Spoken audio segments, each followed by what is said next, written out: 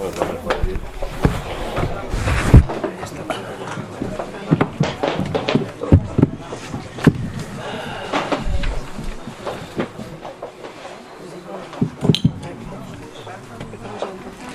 quieras, ya está. Buenas tardes. Gracias a todos por venir. Dar las gracias a la librería Intempestivos. Yo no la conocía y me ha parecido una librería aparte muy bonita, con un fondo muy interesante. Gracias por acogernos. Gracias a todos los amigos que habéis venido a la presentación del libro de César y también a José Carlos Monsalve. Monsalve. Nos quedamos ahí en la S. Nos quedamos en la Mon.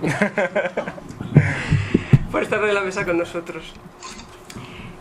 Soy Alicia Ares, la editora de Cuadernos del Laberinto, y en principio voy a hablaros de cómo llegó este libro a la editorial. En nuestra editorial suelen llegar, somos una editorial especializada en poesía y novela negra exclusivamente. Suelen llegar como unos 200 originales al año, de ellos casi la mitad son de poesía y el resto de novela o pensamiento. Somos tres lectores. En este caso, los tres coincidimos, los tres leímos No Parque ha Salido más o menos al mismo tiempo y coincidimos que era una obra que queríamos publicar. Nos interesó mucho porque él nos lo mandó con las fotos del pueblo y del estudio, y en principio pensábamos que estaba más bien encaminada a ver una poesía muy contemporánea, también su apariencia y los vídeos que nos adjuntaba en el dossier nos hacía pensar que era una obra muy contemporánea que quizá no encajaba en nuestra colección, pero todo lo contrario, es una obra muy contemporánea que encaja perfectamente, yo creo que en cualquier editorial, porque es un libro de poesía muy contundente. Bajo un título original y lleno de ironía encontramos una sensibilidad muy fuerte, y también destacábamos mucho que al ser un primer poemario nos gustaba que era un poemario narrativo y que contenía un mismo tema, era una historia única, ya que los primeros poemas que recibimos suelen ser una amalgama de poemas sin una construcción fija, que no pueden ser casi nunca un libro porque son pellizcos de los poetas que comienzan. En este caso, aun siendo un primer poemario, estaba muy bien construido y narraba una historia interesantísima, que es la de la creación y la de cómo un artista se enfrenta a su primer proyecto, realmente al proyecto creativo, su proyecto vital. He compuesto una breve descripción del libro, os la voy a leer para que tengáis una idea de qué es lo que nos llamó la impresión y por qué quisimos editar No Parque ha Salido. Y sobre todo quiero contaros cuáles son los tres ejes que componen el libro. La amalgama poética de No Parque ha Salido se concentra en tres elementos que, como materiales de la composición, se unen, estiran, giran y juegan conformando el mundo creativo de César. Estos tres elementos básicos son la forma, es decir, el arte, la soledad y la duda. Un buen resumen de esta estructura tridimensional sería cuando encontramos la mezcla del frío y de horas y el autor nos narra: cuando has pasado tanto frío, cuando has sufrido tanto y has crecido hasta hacerte suficientemente fuerte como para aguantar un tiempo. Cabe la posibilidad de que se te hayan redondeado las aristas, de que hayas adquirido una forma modelada por las horas. Aquí vemos claramente la primera idea que quiero transmitir, es la de la forma, la del arte. Pero esto es un pequeño ejemplo de la concentración de estos tres materiales poéticos. Repito, la forma, la soledad y la duda. En el poema Solo, de la página 26, que luego espero que César no recite porque es un poema magnífico, encontramos versos tan hermosos y bien tejidos como este. La soledad es una hoja que en diciembre, sola en la rama, mira inquieta un suelo cubierto de hojas maceradas. Otro ejemplo de soledad la encontramos en el desprecio. Y sin mirar la puerta pasasteis de largo, sabiendo que solo, como casi siempre al otro lado de la puerta, un hombre solo se dedicaba a rebuscarse en su interior. La duda es el otro vértice que cierra este triángulo, vértice de la dureza, de 5 años de dificultades, de desplome que convierten al deseo de ser artista en artista, porque aunque César afirma que no se debe ser un convencido, tengo convencimiento de que este proceso, esas calles con perros, con paisanos de boina, con el 600 azul y la mesa de mármol, fueron un acierto. Pero recordemos que sus versos que él mismo nos confiesa que un acierto es una indecisión cansada de buscar. Una pregunta, César. ¿Echas de menos esos años en Zamadamarra? No. De acuerdo. Tenía mucha curiosidad por preguntarte si la nostalgia y la vuelta Ahí habían sido... me explico. Sí que es verdad que los inicios tienen cosas muy bonitas. Es decir, yo me acuerdo, el otro día se lo decía a un amigo, hace tiempo que no huelo un lienzo. Y yo cuando empezaba sí que lo olía. Eso te habrá pasado a ti, ¿a que sí? Es decir, cuando empiezas a hacer una obra, te vienen los olores, está todo a flor de piel. Y con el tiempo eso va desapareciendo. Entonces sí que es cierto que he perdido algunas cosas, pero sí que es verdad que he ganado otras que las prefiero. Lo entiendo. Entonces podemos decir que este libro es como una especie de expiación. En él has volcado todos esos años de dureza y de inicios, ¿verdad? Era una necesidad, era algo que tenía que pagar a esos años. Es decir, fueron años muy complejos y yo tenía que escribir algo sobre ello, casi era como un exorcismo. Como un exorcismo, sí, está bien visto. De acuerdo. Pues tenemos en la mesa también a José Carlos Monsalve, que nos va a hablar en profundidad sobre el libro. Bueno, más que en profundidad. Bueno, primero buenas tardes. No hace falta. Pero, primero, en primer lugar, buenas tardes a todos. Agradecer, como no puede ser de otra forma, la asistencia de a todas las personas que están en esta librería. Desde luego es una librería, antes comentábamos al inicio, cuando hemos llegado aquí, que es una librería distinta a las demás. Es una librería que yo creo que inclusive te apetece entrar, ¿no? Es muy distinta a otras y por supuesto eso quiero que dejarlo bien claro, porque el propietario de la misma pues tiene que sentirse orgulloso de tener un local de estas características y poder cobijar a la gente para las presentaciones, en este caso de un libro de César de las Heras. Yo me he leído el libro, yo creo que los libros estos tienes que releerlos, no vale con leerlos una vez porque tienes que leer y leer y leer, y un libro, aunque sea narrativo, tienes que incidir muchas veces en las mismas cuestiones para darte perfectamente cuenta de lo que el libro quiere decir, ¿no?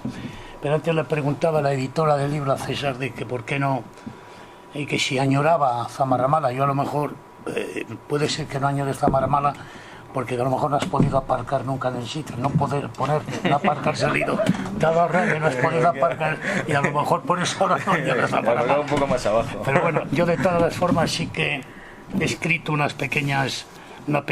pequeño folio que sí que quiero pues darlo a conocer a todos vosotros, ¿no? Y no aparcar salido refleja el acto creativo desde la vivencia real de un artista que nos habla de la lucha, de las dificultades diarias, tanto de las externas como son el medio, el mundo y su indiferencia, como también de las internas, el propio concepto o la complejidad frente al vacío. Este relato poético se inicia el día en que César de las Heras habita en una nave como taller y empieza a buscar la creatividad. Y busca la creatividad entre la soledad de esas cuatro paredes. Al local se accedía por una gran puerta metálica en la que se escribió no aparcar, salido, buscando, como es lógico, no ser molestado. No aparcar, salido, es un viaje por las sensaciones de un joven dispuesto a comerse el mundo. Es un relato tortuoso, rodeado del frío del invierno castellano, en donde se abordan las posturas creativas, la impotencia ante la falta inicial de recursos técnicos y expresivos, la evolución artística, el fracaso momentáneo, el éxito efímero, la luz o los amigos, como el viejo perro Jacinto, que al no leer la leyenda de la puerta se acerca a saludar. Delante de la puerta se ven pasar los entierros, los lugareños y los años en una deriva compleja, tortuosa, obsesiva, necesaria o vital. Una vez más, la poesía vuelve a ser cauce, expresión y vía de escape en un acto tan complejo y necesario como es la creación. Nada más. Muchas gracias. Bueno, yo creo que lo mejor es iros recitando algunos extractos que he sacado del libro, y además he traído unas cuantas fotos de aquella época de muy mala calidad, es decir, que haceros cuenta que son fotos de hace más de 20 años. Entonces algunas son malísimas, pero yo creo que dan a entender mucho de cómo era ese momento, el espacio, el lugar. Y lo primero que quiero haceros es enseñaros el local para que veáis cómo era por dentro.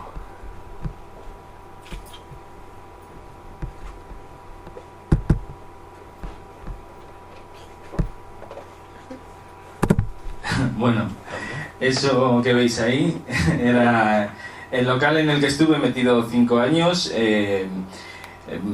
peleándome con las paredes, un sitio sin calefacción ni nada, es decir, era una cosa un poco complicada. Yo, en el libro se inicia con un paseo prácticamente sin darme cuenta que hice un día justo por la puerta. Es decir, llevaba sin pasar prácticamente 15 años. Me fui a vivir a otro sitio y un día con una bicicleta, que me gusta mucho montar en bici, pues pasé justo por la puerta y me di cuenta que después de 15 años seguía la misma puerta, el mismo color marrón y seguía poniendo no aparcar salido. Pero además, como el mismo día que lo puse yo, era algo sorprendente. Y entonces, bueno, eso me indicó algo, ¿no? Luego se oía dentro ladrar a un perro, que era como el testigo, ¿no? Digo, este ahora es el que está en vez de yo. Yo ladraba de otra manera, pero bueno, teníamos una similitud. Entonces, este primer poema habla de esa enseñanza de los 5 años, de la fuerza que te transmite el estar solo y sin ninguna ayuda, sin ningún apoyo, pero eso al final te ayuda a muchas cosas, el frío, y lo de que se van redondeando las aristas. Es decir, yo tengo la opinión de que, bueno, que nacemos con nuestras diversas aristas y el tiempo nos va modelando y vamos, quizá bueno, siendo más como querríamos ser. El estudio. 2 puertas metálicas marrones y unas letras diminutas plateadas. No aparcar. Salido. En el interior silencio. Ese cuarto ya no emite más ruidos que los tuyos, perro cabrón. Perro mestizo, pequeño, enfurecido, triste y solitario. Cuando pasas 5 años entre 4 paredes, cuando las paredes desprenden humedad, abandono, cuando tú ya te fuiste pero dejaste 5 años, algo debe quedar allí encerrado. Algo similar a las pelusas del ombligo. Cuando has pasado tanto frío, cuando has sufrido tanto y has crecido hasta hacerte suficientemente fuerte como para aguantar un tiempo, cabe la posibilidad de que se te hayan redondeado las aristas, de que hayas adquirido una forma modelada por las horas, por el espacio inexpresivo en el que te has expresado. Puede que la estancia hormigonada, cuya luz fluorescente te ofreció dioptrías a cambio de tus mejores vistas, no solo se haya hecho con tus ojos. Cabe la posibilidad de que se haya hecho con tu mente y de que te mantenga entretenido para que no te des cuenta de quién eres. Así se inicia el poemario y, como veis, va reflejando un poco lo que podéis ver en esta imagen. Es decir, el suelo ese era un suelo de estos, pues, de estos hormigonados que seguro ibas pisando se iba quitando el polvo. Es decir, no era unas losetas ni nada de eso, ¿no? Entonces, claro, ahí se montaba una polvareda en cuanto te movías un poco, tremenda.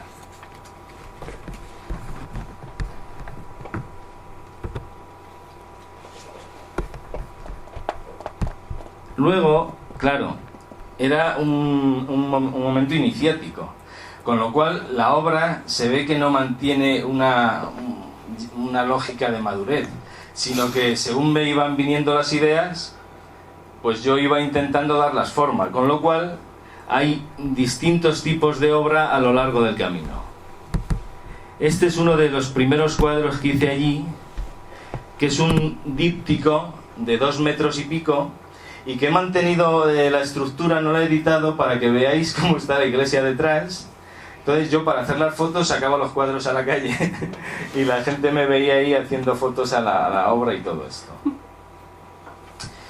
Este siguiente poemario se titula Búsqueda y habla de las 1000 ideas que tienes y cómo expresarlas. También habla del duermevela. Ya habréis oído que hay artistas que en el duermevela ese de las 6 de la mañana, a las 5, a las 7, se les ocurren muchas obras. Chillida decía que era un momento en el que se le habían ocurrido muchas obras. Bueno, pues a veces tienes una idea en la mente y no la sabes desarrollar, y a esas horas se te ocurre algo que cuando te despiertas y te tomas un café y te das cuenta que es una mierda, en muchos casos, pero a veces no. Buscador de formas y volúmenes, aquel que siente frío y que no tiene manos suficientes para taponar la sangría de unas ideas que brotan alocadas. Te sientes perdido, abandonado, solo entre paredes desconchadas. ¿Cuándo fueron blancas las paredes? ¿Cuándo los lienzos? ¿Cuándo las intenciones fueron vírgenes? Los lápices no son los culpables de las hojas en blanco. La arcilla mantiene sus aromas aunque tú no los huelas. Las formas que en tus sueños adquieren volúmenes perfectos se desmoronan porque la realidad no se deja engañar por un testigo adormilado que jura haber visto alrededor de tu cabeza una noche una obra de arte incuestionable. Es un largo camino que se inició porque has estado mirando desde que naciste y porque no comprendes. Porque cada vez que cierras los ojos tienes más preguntas. Porque las dudas se amontonan y has llegado a pensar que tu cabeza no aguanta más presión y que puede explotar ensuciándolo todo y que solo a ti te va a tocar limpiarlo. Y lanzas por los aires, con las manos abiertas, todo lo que te atormenta. Y vaciado te vuelves a llenar y discutes contigo y te vacías y te llenas y te duermes. Por si los sueños tienen algo que decir. Por si un día de estos te hace un favor el subconsciente. Ese subconsciente es de lo que os hablaba, ¿no? Es decir, el que se te ocurra una idea y resulta que no es una tontería. En general suele serlo, pero quién sabe. Adelante. Perdón.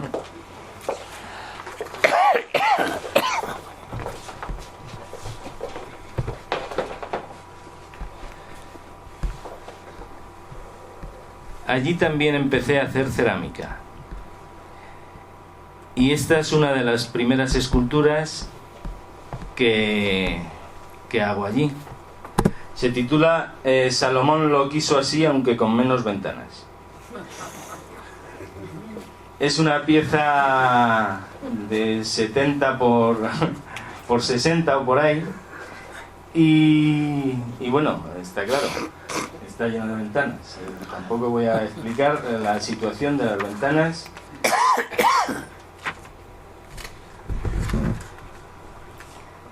Y sucedió.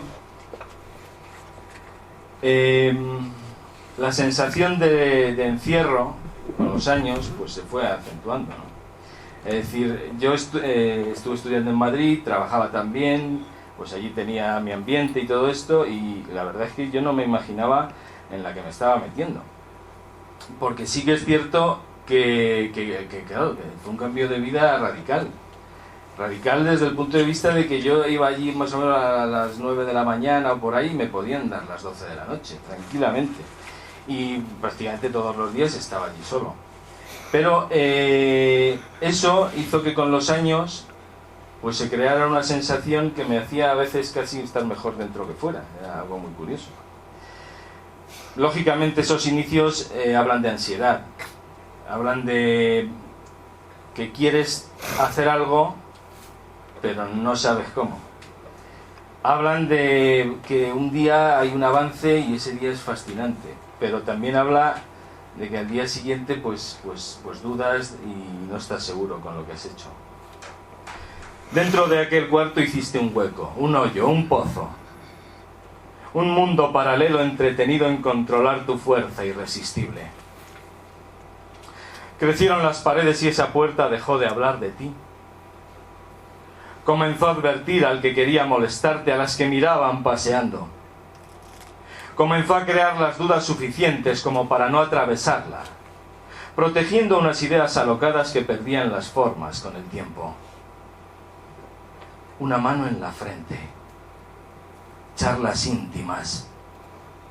No hubo palabras tras las sensaciones, ansiedad dispuesta a mandarlo todo por los aires, no saber qué hacer con las manos ni por dónde tirar para encontrarse, y los perros, como únicos aliados hasta que dejaron de confiar en ti.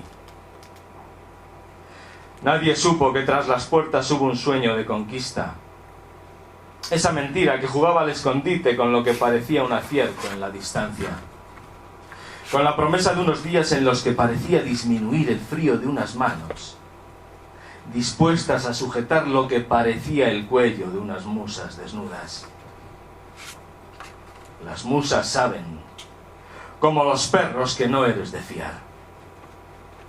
Y echas a volar, y te saltas los semáforos en rojo y te pones la mano entre las piernas y empiezas a insultar porque ya no silbas. Ensalivas gestos obscenos que surgen de tu cuerpo tras tragar las hojas de sen. Y giras, y das vueltas, y ya no diferencias las paredes, y te mira el espejo cuando bajas la cabeza buscándote por el suelo, porque has caído tan bajo que estás debajo de tus botas. Alzas ahora la cabeza. Levantas las plantas de los pies donde no crecen síntomas de descomposición. A estas alturas dudas de estar vivo y te das con la cabeza en las paredes húmedas.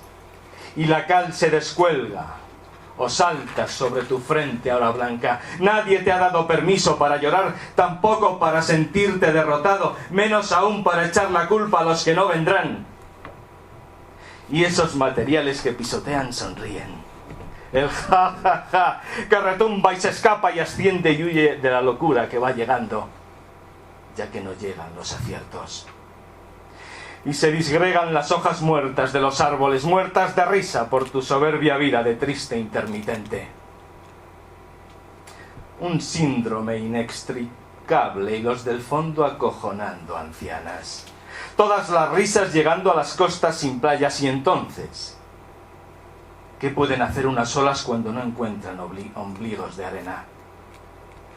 ¿Qué pueden hacer ante un muro interminable? ¿Qué pueden hacer las oleadas cuando son repelidas por fuego cruzado? Cuando nadie te dice lo que está pasando, solo puedes luchar contra el cansancio. Te metes en la cama y con las vueltas se filtra la insatisfacción en la almohada y se queda aletargada, volviendo a ti cuando despiertas, más fuerte que antes, descansada, erguida. Y su peso te quiebra, y se curva la estampa, y te cuesta la bicicleta azul. Unos días sujetan por los hombros a otros días y los sustituyen, los atropellan, luchan por verte destruido como los hombres, luchan por ver si sales adelante como los otros hombres, y como los hombres tú, que has decidido no echar la culpa a los otros hombres. Te desplazas a ciegas buscando un mundo nuevo que no haya sido pisoteado por los hombres. Este poemario, como veis, es un poco esa ansiedad, esa lucha interna que hacía que unas veces saliesen unas cosas, otras veces otras. Y todo eso nos lleva a la soledad. Al poema que me comentabas, Solo, que es probablemente pues una de las claves, como decía Alicia, del poemario. En este poema, que es rotundo, se ve esa soledad. Y también hay una frase que me gusta mucho, que me interesa. Yo soy un enamorado sin entrar en otras vertientes, soy un enamorado de la conquista de México. Entonces yo me he hecho un recorrido a través de los pasos de Hernán Cortés, desde Veracruz hasta Acapulco. Es un tema que me interesa. Ya sabéis que cuando Hernán Cortés se lanza a la conquista de Tenochtitlán, quema los barcos.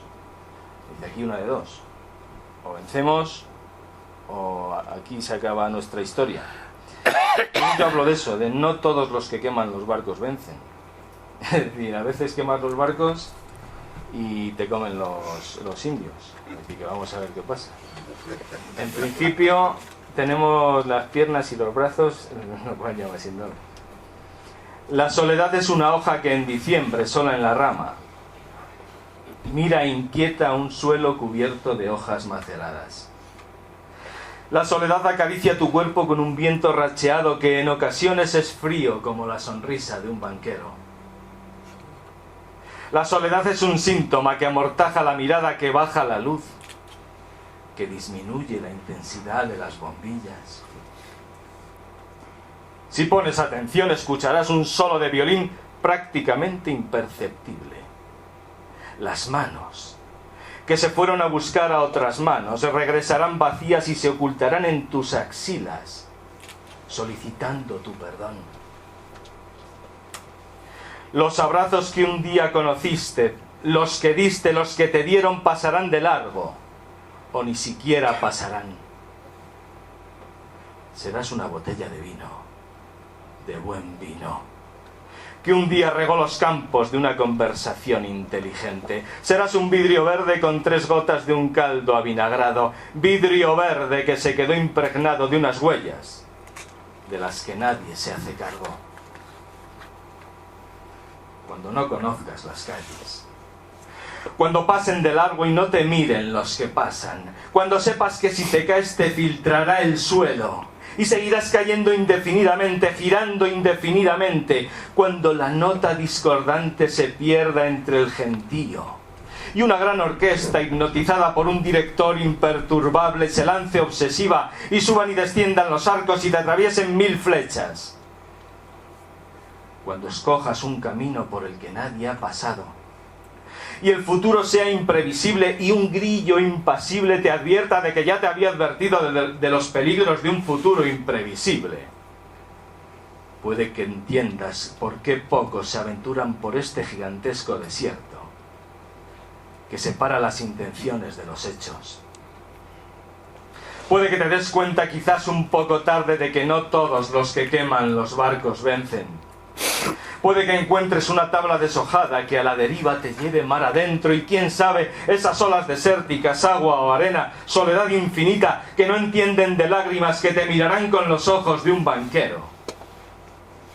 Puede que te lleven a través de los caprichos de la vida, con el rumbo errático del desconocimiento, de los errores, con la dirección alterada de vez en cuando, por un acierto divino que te dará fuerzas para continuar.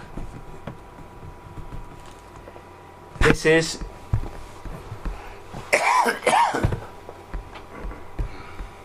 una parte de lo que yo sentía en aquel momento. Allí también se me ocurrió mi logotipo, que es este.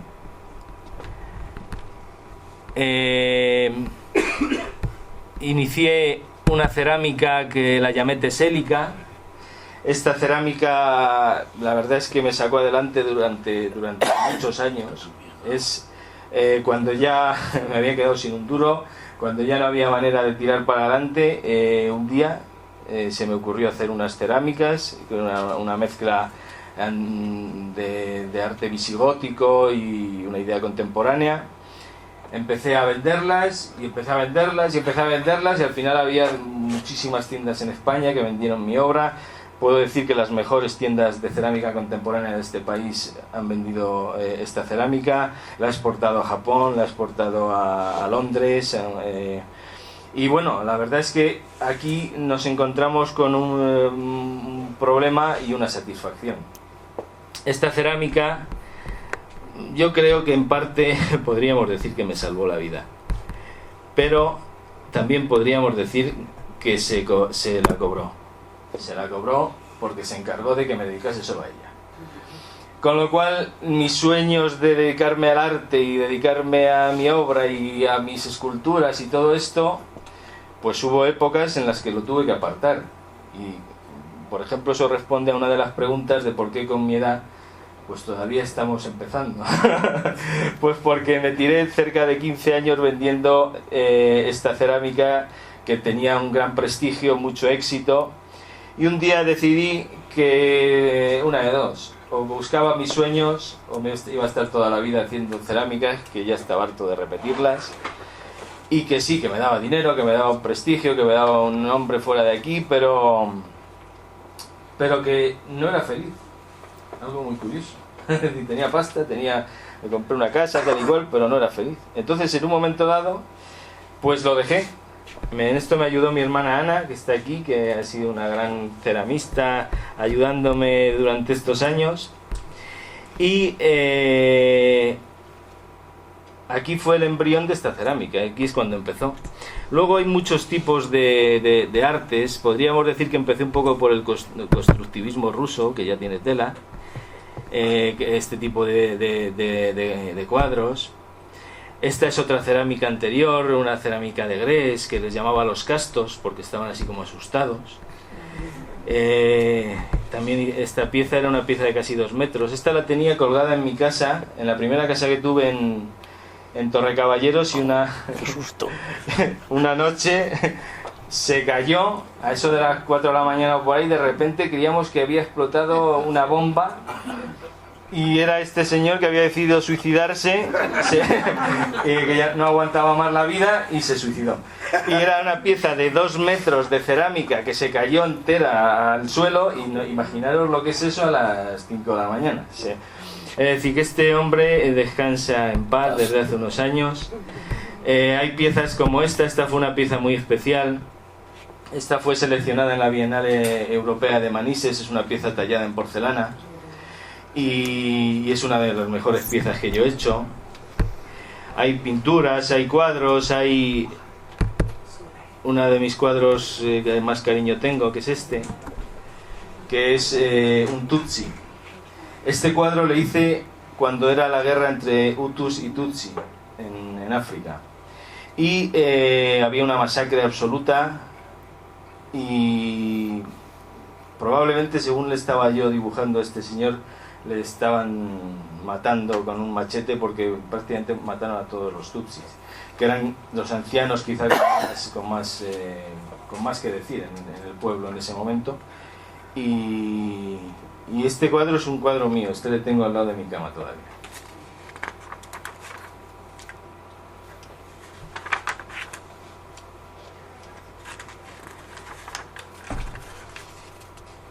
Ahí os voy a enseñar a Jacinto. Jacinto es un tío importante. Jacinto era el único que me venía a ver en estos días.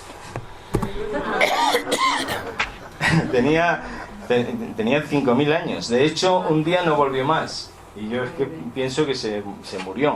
Iba cojo, la pata derecha esta, como veis, la tenía ahí el hombre para un lado. La mandíbula, según andaba y iba sonando, iba... Pero bueno, era un auténtico... Vamos, algo tremendo. Y era el único que me venía a ver todas las mañanas. Aparecía por allí, echaba un vistazo, no parecía que desaprobase mucho la situación, y con las mismas se iba.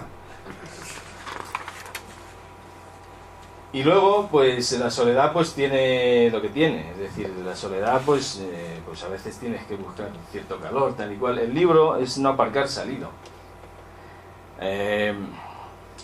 Vamos a ver, tienes doble sentido, no es una cosa, estamos hablando de un chico de 25 años con sus necesidades, con su frío, y entonces el onanismo puede estar presente en cierta medida.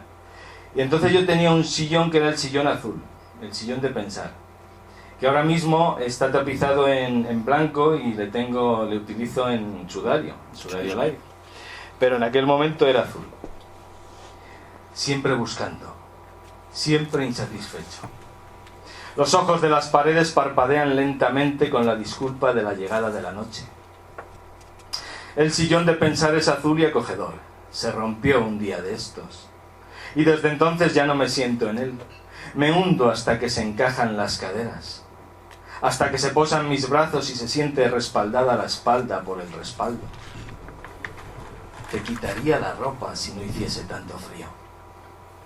En la serenidad de la soledad a solas puedo imaginar la puerta metálica de color marrón abierta, un sol tras ella y a ella junto al quicio deseando pasar, avanzando hasta tocar mis manos, hasta lamer mis manos, hasta ver erizados sus pezones. Ese violín no parará. Conozco al músico, como conozco el acogedor abrazo de mi sillón azul, como sé que vas y vienes a mi antojo, al de mi mano que va y viene. La noche se quedó ahí fuera, y tú parece que avanzas desde el quicio hasta situarse a tiro de mi lengua. Pero cuando saco la lengua te desvaneces. ¡Ay! Si pudiera te sacaría de quicio con un lametón interminable que recorriera tu cuerpo sin escalas. Luego había dos mundos, el mundo interior y el mundo exterior, que no se mezclaban nunca. Es decir, yo estuve allí 5 años, pero prácticamente no hablé con los del pueblo. Incluso los caseros que me tenían en el local eran gente muy castellana, muy rústica, prácticamente no había comunicación. La calle, alisada por piedras, alisadas por ríos, se dejaba pisar por las mañanas. Se situaba silenciosa, tocando sin necesidad de alargarse el estudio, la iglesia y el cementerio amurallado. Por la calle pisaba Jacinto con sus 4 patas, sus achaques, su vida a la intemperie. Y pasaban transeúntes con sotana, lugareños de boina con bastón, y algunos ni siquiera pisaban, pasaban sobre los tractores. Pasaban dejando una huella de estiércol y de caucho, mientras Jacinto y sus achaques los veían pasar, tan altos, tan ruidosos, tan artificiales. Un pueblo ahí fuera. Un pueblo que siempre estuvo ahí, separados por una puerta metálica de color marrón con una inscripción inequívoca. Dos mundos insistentes se menospreciaban. Uno era un mundo hecho con los años, modelado por los años. Otro era un mundo esperando hacerse tras los años. El ojo de la cerradura los unía, mostrando detalles al uno del otro. A veces pasaban muertos caminos del cementerio amurallado, a veces tocaban a muerto las campanas, a veces me tocaba para estar seguro de que no era yo el que estaba pasando por delante. Bueno, y así va sucediendo el libro. No os voy a leer todo, lógicamente, porque luego, si no, no os lo vais a leer. Pero yo creo que necesitaba escribir esto para sacarlo de mí. Os agradezco mucho que hayáis venido. Hay un grupo de mecenas que si queréis ahora vais pasando y os firmo vuestro libro. Quien quiera adquirir un libro también puede adquirirlo. Y bueno, muchas gracias. Si queréis preguntar algo, aquí estoy. Y si no, pues para el próximo libro. Gracias.